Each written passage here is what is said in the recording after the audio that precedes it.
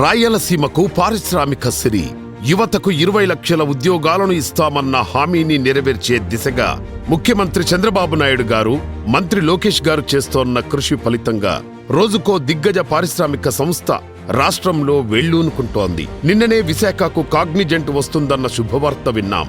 ఈ రోజు కర్నూలు జిల్లా ఓర్వకల్లులో మరో దిగ్గజ సంస్థ రిలయన్స్ 1622 కోట్లు పెట్టుబడితో బేవరేజెస్, జ్యూస్లు, డ్రింకింగ్ వాటర్ తయారీ పరిశ్రమ పెడుతుందని, దానికి ప్రభుత్వం భూ కేటాయింపు కూడా చేసిందనే వార్త విన్నాం. భూ కేటాయింపు చేస్తూ వచ్చే ఏడాది డిసెంబర్ నాటికి ఉత్పత్తి ప్రారంభించాలనే కండిషన్ కూడా ప్రభుత్వం పెట్టింది. అంటే యువతకు త్వరగా ఉద్యోగాలు ఇవ్వాలన్న తపన కనిపిస్తోంది. ఈ పరిశ్రమ ఏర్పాటుతో స్థానికంగా 1200 మందికి ఉద్యోగ అవకాశాలు లభిస్తాయి.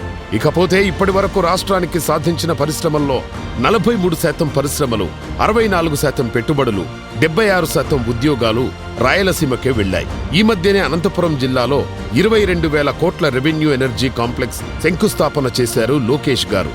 ఇది దేశంలోనే అతిపెద్ద ఇంటిగ్రేటెడ్ రెన్యూవబుల్ పవర్ కాంప్లెక్స్.